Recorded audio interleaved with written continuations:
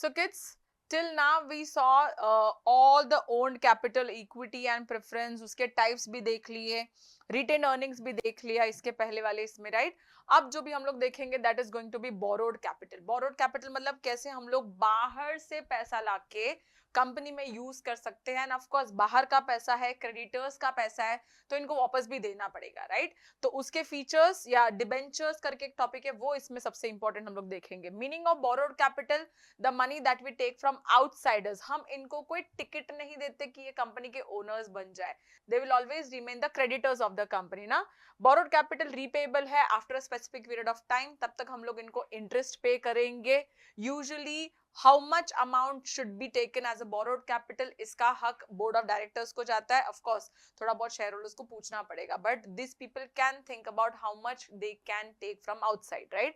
Capital borrow कर सकते हैं short term, medium term, long term, depend होता है. There are certain ways. Debentures issue कर सकते हैं, डिपॉजिट्स एक टाइप ऑफ बोरोड कैपिटल है, बॉन्ड्स एक टाइप ऑफ बोरोड कैपिटल है, या बैंक से भी आप लोग लोन्स ले सकते हो, ये भी एक टाइप ऑफ बोरोड कैपिटल है. अब मेमोरेंडम और आर्टिकल्स ऑफ एसोसिएशन में बहुत प्रॉपरली रूल्स एंड रेगुलेशंस लिखे हुए हैं, या बोर्ड ऑफ डायरेक्टर्स को कितना ही अलाउड है बाहर से लेना, ये सारी चीजें लिखी हुई है. ओके, प्राइवेट कंपनी को सर्टिफिकेट ऑफ इनकॉर्पोरेशन मिलते ही बोरोड कैपिटल लेना अलाउड है, बट पब्लिक कंपनी को usually they have to wait for certificate of commencement too, after that they can start taking the borrowed capital. Okay, now सबसे पहला वाला, what is debenture या what are debentures. Now again ये भी 8 mark के लिए qualify होता है. मैम क्या है, 3 बार हो चुका. पहला इक्विटी शेयर बोला 8 मार्क के लिए, प्रेफरेंस शेयर्स बोला, उसके टाइप्स बोले 8 मार्क के लिए. यस, इसका भी फीचर्स 8 मार्क के लिए आ सकता है, या इसके भी टाइप्स है प्रेफरेंस की तरह, ये भी 8 मार्क के लिए आ सकता है. बच्चा मैंने पहले ही बोला, second chapter very very very important, because इसी से मैक्सिमम क्वेश्चंस आने वाले हैं तुम्हारे एसपी में. तो सेकेंड चैप्टर के ये जो कुछ टॉपिक्स है ना, इक्विटी, प्रेफरेंस, उसके टाइप्स, डिबेंचर, उसके टाइप्स, फुल फ्लैज एकदम ऐसा कोई नींद में पूछे तो भी आना चाहिए ऐसा आंसर पढ़ना है अपने को, क्योंकि इसके बहुत ज्यादा चांसेस है, आता ही है सेकेंड चैप्टर में से, यही क्वेश्चंस में से एक 8 मार्क के लिए आएगा. Okay, so what are debentures. Debentures, the word debenture come from a Latin word which means debere, which means to owe. मतलब हम लोग किसी को कुछ पैसा शायद देना चाहते हैं, या we owe some money to someone, तो that means debenture. Okay, तो definition के हिसाब से वैसे बहुत सारे definitions है, but I believe this is the apt definition. TOEFM defines a debenture क्या है, एक document है. बोलोगे अभी तो मैम आपने बोला ये एक लोन टाइप अमाउंट है ना. यस, बट हम लोग क्या बोलेंगे, डॉक्यूमेंट क्यों है, क्योंकि डॉक्यूमेंट ही एक प्रूफ है कि आपने बाहर वाले लोगों से लोन लिया है as a company. So debenture is nothing but a document, हम लोग इसको बोलते हैं debenture certificate. Okay, a debenture is a document given by the company as an evidence of debt to the holder, है ना, usually arising out of loan and most commonly secured by charge. क्या बोला, क्या बोला? Okay, debenture एक document है, company जो देगी किसको, डिबेंचर होल्डर को. डिबेंचर होल्डर कौन है, जिसने कंपनी को लोन दिया और जिसको कंपनी इंटरेस्ट देगी time to time. Okay, usually arising out of loan. Yes, दो लोन दिया इसीलिए तो हुआ. And most commonly secured by charge. Ma'am loan दिया मतलब कल अगर कंपनी डूबी पैसा डूबेगा? नहीं नहीं, वो इक्विटी शेयर होल्डर्स नहीं है, ये लोग क्रेडिटर्स है, इनकी तरफ हमारी और जिम्मेदारी है. तो हम लोग क्या बोलते हैं कि यहाँ पे हम लोग सिक्योरिटी देते हैं, कोलैटरल देते हैं, कुछ तो ऐसी गिरवी रखते हैं चीजें जिससे इनका पैसा सेफ रहे, अगर कभी चाहिए तो ये लोग कुछ ना कुछ बेच के निकाल सकते हैं. ओके, तो देखते हैं इसके एक features, but again the same meaning में आएगा. पहला तो इंट्रो लिख दिया डिबेयर वाला, फिर डेफिनेशन, मीनिंग वही है सेम. डॉक्यूमेंट है जो एक्नॉलेजमेंट है कि भाई हमने आपको पैसा दिया है, और ये डिबेंचर सर्टिफिकेट है जो ये प्रूफ है, ये एक एविडेंस है कि भाई आपको हमको वापस पैसा देना है after using this money for like 10 years 12 years जो भी है. ओके, कुछ सालों के लिए पैसा दिया है as a loan and we will give it back to you. इसके ऊपर कॉमन सील लगा हुआ है कंपनी का, प्रॉपर सिग्नेचर्स है, ये एक लीगल प्रूफ है कि आपने कंपनी को पैसा दिया है एज अ लोन. चलो इसके फीचर्स देखते हैं. डिफाइन वही सेम है, debenture is one of the important source जहां एक्सटर्नल के से जहां से हम लोग पैसा लेते हैं और टाइम टू टाइम इंटरेस्ट देते हैं। ये कंपनी को यूजुअली स्टार्टिंग में जरूरत नहीं आती है, लेकिन मिड ऑफ द कंपनीज में जैसे 2-4 साल हो चुके हैं इक्विटी लेकर, अब कुछ बड़ा एक्सपेंशन करना है और पैसे चाहिए, तो ये सारी चीजें हम लोग यूज कर सकते हैं। चलो first feature, promise. It is a promise given by the company to the debenture holder. Yes, promise एक proper note पे या एक proper paper पे लिख कर दिया है कि I promise कि मैं आपको 10 साल के बाद ये पैसा वापस पे करूंगा और तब तक के लिए मैं आपको इंटरेस्ट देते जाऊंगा। फेस वैल्यू, इसका face value same as preference shares है, 100 रुपीज और मल्टीपल्स ऑफ 100, 100, 200, 300, है ना। Next is time of repayment. Yes, उस डिबेंचर सर्टिफिकेट के ऊपर एक प्रॉपर टाइम या ड्यू डेट या मैच्योरिटी डेट लिखा हुआ है, तब तक समझो 10 साल के लिए, 10 साल के बाद आपको आपके पैसे वापस मिल जाएंगे, since it is a loan, repay तो करना पड़ेगा। Okay, priority of repayment, yes repay तो करना पड़ेगा, लेकिन सबसे पहले इनको पेमेंट जाएगा।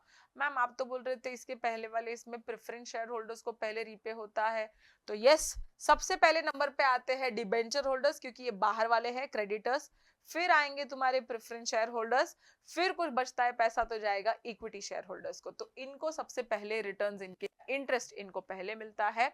Even at the time of winding up of the company उनको पहले उनका पैसा मिलेगा।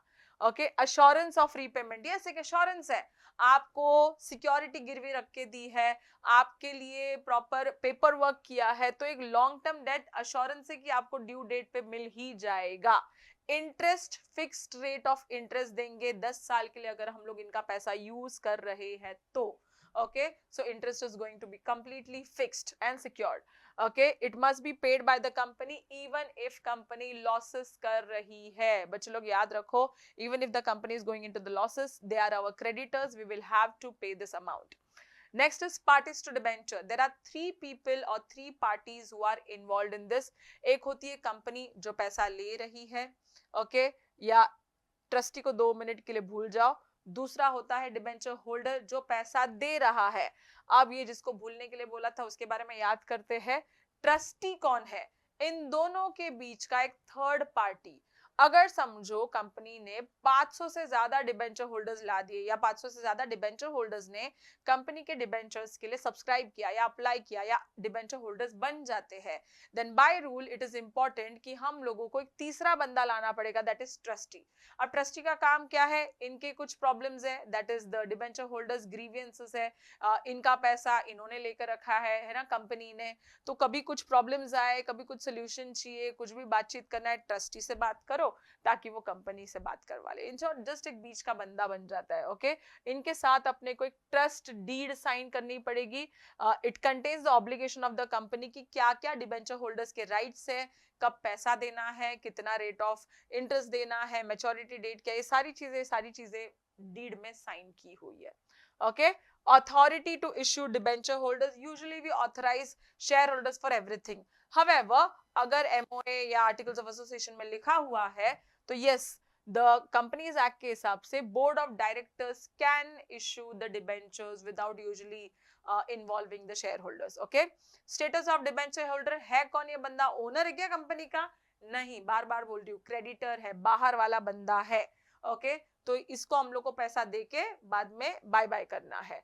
No voting rights as per the companies act, इनको कोई वोटिंग राइट्स नहीं मिलते हैं, they can not participate in the annual general meeting of the companies. Okay, security, yes, क्योंकि ये बाहर वाले लोग हैं, हम लोग इनको थोड़ा सिक्योरिटी दे देंगे या कुछ ना कुछ गिरवी रख के दे देंगे as against their money, because they have given us the money, right.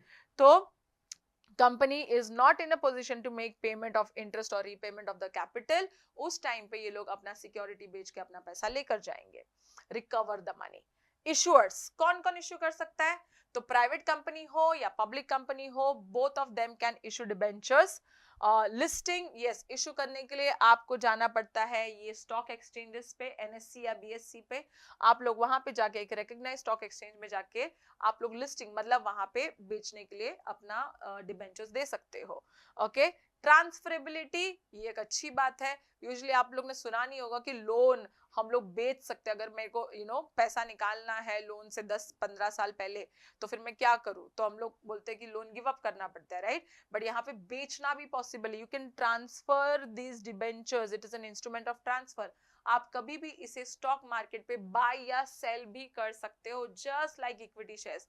यही एक इसका फीचर है जो बहुत ही यूनिक है, and it makes this type of source as a very unique one, okay, and a very important one. बहुत सारे कंपनीज है बच्चा जो आज की तारीख में डिबेंचर्स देते ही है, okay. This is one very good type of external money. So ये थे सारे इसके फीचर्स, अराउंड 14 पॉइंट्स, ओके। याद जितना हो सकता है उतना रखना, but any which ways, make sure that you write this all the points properly, along with intro, meaning, definition, the diagram for the features, and then the points for this debentures. तो आता है इसका और एक छोटा सा एक 8 mark का पार्ट रहेगा, वो रहेगा टाइप्स, जो इसके बाद में देखेंगे।